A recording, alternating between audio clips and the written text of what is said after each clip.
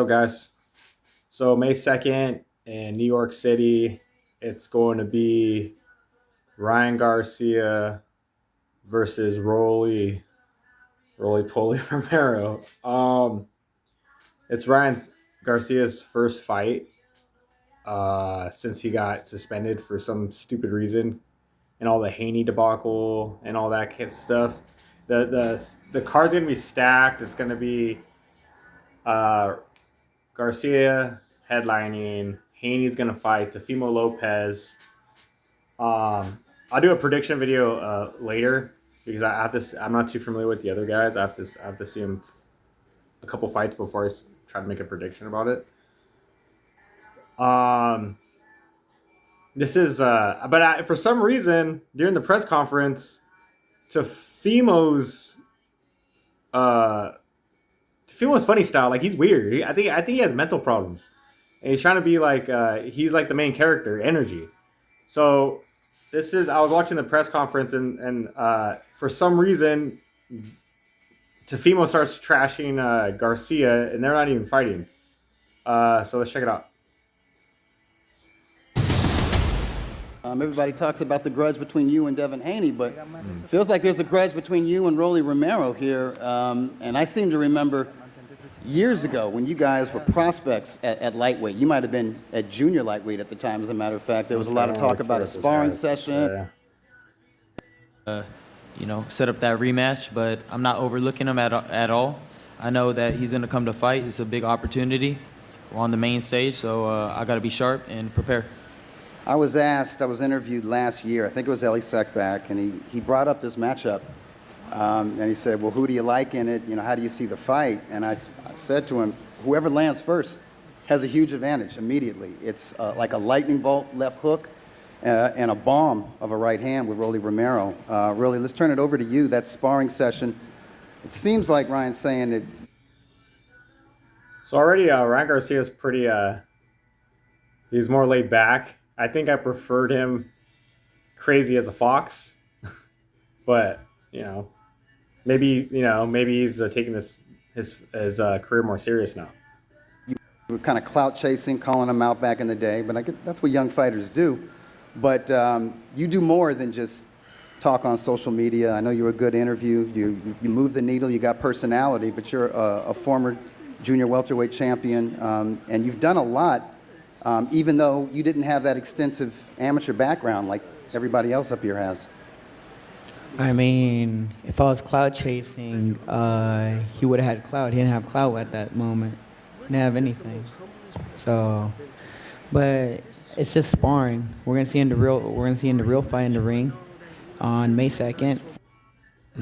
At this point, I think in Broly's career, his lisp is more entertaining than his actual fights. And we're gonna make it a big fight. We're gonna make it one of the biggest fights in U.S. history, and that's for sure. Roly, I want to stay with you. The other guys, they've moved up in weight. We're talking about Devin and Jose Ramirez, and they had sort of hit their limit, making 140 pounds. I used to look at Ryan, and I used to look at you, and just wonder, how do these guys make 135 pounds? The fact that this fight is taking place at welterweight, does that suit you? Is that better for you? I mean, I called this years ago, saying that me and him were going to fight at welterweight. And this is when we were both 35-pounders. So. I think that is going to be a factor, too. Like, they're fighting more at their natural weight. And I think that's one of the main excuses why Ryan Garcia couldn't take any of Tank's punches, is because he was weight drained. And Tank has those rehydration clauses so strict. So it's not like he's going to put on some weight before the fight, because he can't. So, I mean, I long outgrown 140. I definitely outgrew 135 long ago. When I was 35 pound, I should have been a 40 pound. When I was 40 pound. I want to see BCE. Enough of this shit. You guys are so boring. You guys are talking so polite to each other. That's how we keeping it. You guys are all talking so politely, man. We gonna run that. Remember that. We're gonna run that. Yeah, I like it. I hope, but bring it in. 100%. Bring it in. Y'all I'm not even great put the too. tip in yet. Bro, Like, I come said, on, pause. By the way, pause. But y'all haven't God even damn, put shut up. in, bro. All right, getting fired up, Ryan. Okay, I'm gonna Hey, end this. nobody talking shit right now. That's crazy. I'm gonna end this session with the question to you. And I spoke to you a little bit, Okay. at the hotel a few hours ago. Okay. And we talked about you going into that first fight with Devin Haney and all the chaos, and you admitted you were not at 100%. There was drinking, there was smoking. You could have been in better shape. And you told me you got that out of the way. You're not drinking and you're not smoking. Do you have a renewed dedication to boxing and a renewed vigor for boxing? Because you're going to be fighting Rolly Romero, but I feel like you got Devin Haney in your sights, and it looks like you've got Teofimo Lopez in your sights. Well, yeah, I mean, I want to be great. You know, I've always wanted to fight the best fighters in the sport. As far as, my problems outside the ring, I've always had those problems. I mean, I don't know who else struggles with stuff like that, but that's just something I was struggling with. And, Shit, I do. I want to. I mean, he's probably right.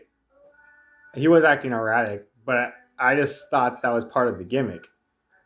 But sometimes, who did that work against? I remember when Conor McGregor was cocky and brash and off the handle, he was winning his fights. And then when he started trying to be humble, that's when he would get knocked out. So I hope it doesn't happen to Garcia. Just show everybody that you could come back from anything. And I want to show my dedication to sport and just be a true professional. I admit my wrongs, and I don't want anybody to, take my actions of drinking and smoking before the fight and try to, think that's a way to handle yourself as a professional. So I came here to change that, and this is my first fight to get respect back and then prove everybody that it wasn't a fluke, and I'm ready to do it. You inspire us all, Brian. I like it. You can always come back. Redemption can be found in the ring and that path to the ring. So I love that, and I love the professionalism. I actually like the laid back, Brian. You're a cool guy. You can be a cool guy. And catch all of it. But Teofimo Lopez has become an attention whore. He just needs to, I get he's trying to sell the fight or fights in general, but he needs to put on better performances because sometimes he's really aggressive and shows promise, and other times he's boring. But I think the cards are going to be good. The cards are going to be definitely good. But one thing about Ryan Garcia, Teofimo Lopez, Sean Porter, Haney, they're all Danny Garcia. They were all trained by their dads, and they had so much more to offer. I think skill-wise to learn new tactics, but I feel like their fathers are derailing their careers because they're not learning anything new. And I think that's a problem right now, especially with Haney. Get another trainer, bro. And the dad should be wanting to do it. Hey, son, we're gonna go ahead and I'm gonna find you somebody that could show you something I can't teach you. But we'll see what happens. But Rolly Romero, Danny Garcia, it's gonna be crazy because it's gonna be a sloppy fight because Danny Garcia has power and speed, but his footwork's crazy. It's not even there. He's awkward. Rolly Romero is just the last. I think Rolly Romero is actually punch drunk now. After that Cruz fight, he looked like he was he was obviously concussed, and he's awkward too. So it's gonna be someone's gonna get knocked out, and I'm pretty sure it's gonna be Rolly, but it's definitely gonna be an entertaining fight. All right, let's see what's up.